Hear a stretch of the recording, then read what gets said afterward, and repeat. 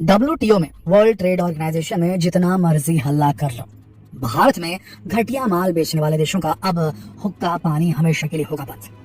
अब भारत में घटिया माल बेचने वालों को नहीं बख्शा जाएगा, फिर चाहे पूरी दुनिया ही भारत के खिलाफ क्यों ना हो जाए। अब क्वालिटी के साथ किसी भी तरह का समझौता गवारा नहीं करेगा भारत।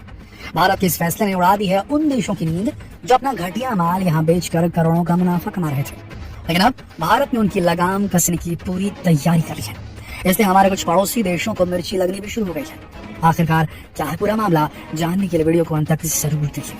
दोस्तों, कुछ समय पहले जापान, अमेरिका और यूरोप के कई देशों ने मिलकर वर्ल्ड ट्रेड ऑर्गेनाइजेशन WTO में शिकायत की थी। भारत के नए क्वालिटी कंट्रोल कानून की वजह से उन्हें भारत के साथ व्यापार करने में काफी दिक्कतों का सामना करना पड़ रहा है, लेकिन भारत ने कहा था कि वो किसी भी देश को टारगेट नहीं कर रहा है, वो केवल अपने देश में आने वाले माल की क्वालिटी को लेकर अश्योर होना चाहता है। और ऐसा करना इसलिए जरूरी था क्योंकि कई दशकों से विदेशी कंपनियां भारतीय ग्राहकों के साथ धोखा कर रही थी और दूसरे देशों में कम कीमत पर अच्छी क्वालिटी का माल सप्लाई कर रही थी, और वही माल जब भारत के लिए तैयार किया जाता था विदेशी कंपनियों के द्वारा, उसकी क्वालिटी घटिया की जाती थी, जबकि रेट दूसरे देशों से ज्यादा भारत के ग्राहकों से वसूला जाता था। अब जैसे भारत में आने वाले कई प्रोडक्ट्स को बनाने में घटिया माल का इस्तेमाल किया जाता है, उसमें कम सेफ्टी फीचर्स भी होते हैं और उनकी क्वालिटी एकदम थर्ड क्लास होती है, और इस तरह ये कंपनियां भारत से ज्यादा मुनाफा कमाने के बाद भी भारत के ग्राहकों को घटिया माल बेचती है, जो कि भारतीय ग्राहकों के साथ बहुत बड़ा धोखा है। और इसी धोखे को रोकने के लिए भारत QCO यानी कि क्वालिटी कंट्रोल ऑर्डर लेकर आया है। इसके तहत अगर आपके बने प्रोडक्ट की क्वालिटी अच्छी नहीं हुई तो उन्हें भारतीय मार्केट में नहीं बेचा जाएगा और उल्टा आपके खिलाफ एक्शन लिया जा सकता है। पहले ये नियम केवल घरेलू मार्केट के लिए था, लेकिन अब इसे दूसरे देशों से होने वाले व्यापार पर भी लागू कर दिया गया। यानी जो माल इंपोर्ट करेंगे भारत वाले, उस पर इस लॉ को लगा दिया गया। खराब माल कोई देश भारत को बेचेगा तो उससे माल नहीं लिया जाएगा, तो उससे माल अगर लिया जाएगा तो उसके ऊपर सैंक्शंस और कस्टम ड्यूटी इतनी बढ़ा दी जाएगी कि वो माल वहां से सस्ता निकलेगा, यहाँ के महंगा हो जाएगा। इस वजह से जापान, चीन और अमेरिका बौखला गए। वैसे भारत का साफ कहना है कि उसका मकसद किसी भी देश को टारगेट करना नहीं है, लेकिन सब जानते हैं कि भारत किस कदम का असर किस देश पर सबसे ज्यादा पड़ेगा। ग्लोबल ट्रेड रिसर्च इनिशिएटिव इसके अनुसार 2022-2023 के लिए भारत का ट्रेड इंपोर्ट 2021-2022 में $613 बिलियन से 15.8% बढ़कर $710 बिलियन होने का अनुमान है। वहीं इस कानून का सबसे अधिक असर चीन के साथ होने वाले व्यापार पर पड़ रहा है। भारत के साथ चीन का व्यापार घाटा $87.5 बिलियन से अधिक हो चुका है। भारत चीन से 65% सामान इंपोर्ट करता है और वो 3 कैटेगरीज में इंपोर्ट करता है। इलेक्ट्रॉनिक्स में 31 बिलियन, मशीनरी में 21.7 बिलियन डॉलर और कार्बनिक रसायन में 13.6 बिलियन डॉलर। इसके अलावा अन्य कैटेगरीज में प्लास्टिक हो गया, फर्टिलाइजर उर्वरक हो गया, मेडिकल और साइंटिफिक इंस्ट्रूमेंट हो गया और लोहा और इस्पात उत्पाद शामिल है।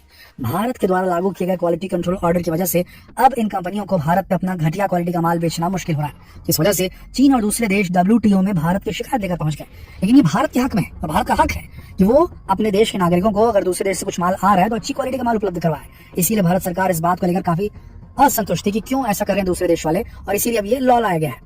National accreditation board for certification bodies के फॉर्मर चीफ एग्जीक्यूटिव अनिल जौहरी ने कहा है कि स्वास्थ्य, सुरक्षा, पर्यावरण और झूठे और भ्रामक उत्पादों, राष्ट्रीय सुरक्षा के आधार पर QCO को WTO में चुनौती नहीं दी जा सकती। उन्होंने खिलौनों को उदाहरण देते हुए कहा कि घटिया क्वालिटी के खिलौने की वजह से देश के बच्चों की सेहत पर असर पड़ रहा है और अब भारत इसे बर्दाश्त नहीं करेगा।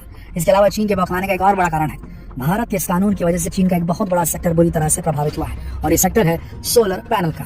काफी लंबे समय से चीन धोखा दे रहा था इस समय भारत को। पिछले कुछ समय से भारत ग्रीन एनर्जी अपनाने पर काफी जोर दे रहा है, जिस वजह से देश में अब घरों पर भी, पहले खेतों में सोलर प्लेट्स लगाई जाती थी ताकि वहां पंप को चलाया जा सके, मोटर पंप, ताकि पानी निकाला जा सके धरती से और खेतों की सिंचाई कर सके, ये ज्यादा आम था। और अब घरों में भी आपको सोलर पैनल्स लगी देखी जा सकती है। लेकिन ये सोलर पैनल ज्यादातर चीन से इंपोर्ट किए जाते हैं। क्यों? क्योंकि सस्ते पड़ते हैं भारतीयों को, बजट में पड़ते हैं, हम ले लेते हैं।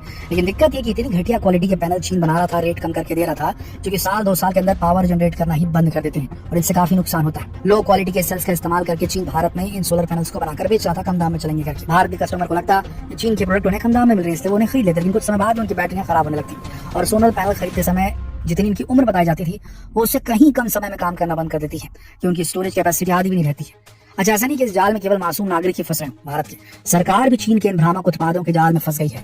सरकार ने देश के कई बड़े हिस्सों में बड़े बड़े सोलर प्रोजेक्ट्स बनाए हुए हैं, सोलर प्लांट लगाए हैं, जहां बड़ी मात्रा में सोलर एनर्जी प्राप्त की जा सकती है। लेकिन चीन की कंपनियां अपने फायदे के लिए यहाँ भी धोखेबाजी से, धोखेधड़ी से बाज नहीं है। उन्होंने कोटेशन डाला, सबसे कम था, तो भारतीय कंपनियों ने उसे एक्सेप्ट कर दिया, भारत सरकार ने एक्सेप्ट कर दिया, खरीद लाए चीन से सोलर पैनल। लेकिन थोड़े दिन में समझ में आया कि इतने बड़े पैमाने पर सोलर पैनल खरीदने के बाद भी सब घटिया निकले और अपना प्रोजेक्ट फेल होने की कगार पर पहुंच गया। इस वजह से करोड़ों की लागत से बनाए गए सोलर प्लांट अपनी उम्र से कहीं जल्दी खराब हो गए। चीन की कंपनियां जो वादा करती हैं कि जो सोलर पैनल दूसरे किसी देश से मंगाने पर काफी ज्यादा कीमत देकर आएगा, उससे आधे से भी कम कीमत में आपको उपलब्ध करवा दिया जाएगा, क्योंकि एक सोलर पैनल की कीमत काफी ज्यादा होती है और उसमें इस्तेमाल किए जाने वाले इक्विपमेंट भी काफी महंगे होते हैं। इसलिए भारतीय ग्राहक इनकी बातों में आ जाते हैं और सस्ते के चक्कर में अपना नुकसान करवा बैठते हैं। पिछले कई सालों में चीन भारत में सोलर पैनल बेचकर अरबों डॉलर का मुनाफा कमा चुका है, लेकिन अब सरकार ने इस दिशा में कड़े कदम उठाने शुरू कर दिए हैं कि जो कंपनी भारत में घटिया क्वालिटी के सोलर पैनल बेचती पाई जाएगी, उसके ऊपर 40% कस्टम ड्यूटी लगा दी जाएगी। मतलब अगर आप चीन से 10,000 का घटिया क्वालिटी का सोलर पैनल खरीद रहे हैं, तो उसके ऊपर 40% कस्टम ड्यूटी लग जाएगी, जिसके बाद उसकी कीमत अपने आप 14,000 हो जाएगी। इसका सीधा सा मतलब है कि वो घटिया प्रोडक्ट अब अच्छी क्वालिटी के सोलर पैनल की कीमत नहीं आ जाएगा। तो ऐसे में फिर लोग घटिया क्वालिटी का पैनल क्यों खरीदेंगे वाला, अच्छी क्वालिटी का प्रोडक्ट ही खरीदेंगे ना।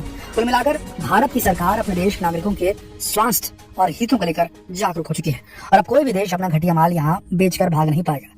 आपको इस बात का ध्यान रखना चाहिए कि हर सस्ती चीज अच्छी नहीं होती। कई बार सस्ता सामान हमें बड़ा धोखा भी दे सकता है, इसीलिए हमेशा अच्छी क्वालिटी के प्रोडक्ट खरीदें और सस्ते के फेर में ना पड़े। खासतौर से चाइनीज प्रोडक्ट खरीदते वक्त तो ये बात बहुत ही ज्यादा ध्यान रखने वाली है, इसकी क्वालिटी कैसी है, क्योंकि ऐसे कई केसेस सुनने में आए हैं जहां बैटरी ऑपरेटेड चाइनीज खिलौनों में विस्फोट होते देखा गया है। और अब इस बार सरकार की सख्ती देखकर वर्ल्ड ट्रेड ऑर्गेनाइजेशन भी समझ गया होगा कि जो देश अभी तक भारत को अपना डंपिंग यार्ड समझ रहे थे, वो भी अब सबक सीख जाएंगे, सावधान हो जाएंगे कि नए जमाने का भारत है जो अपने साथ हो रहे किसी भी अन्याय को बर्दाश्त नहीं करेगा।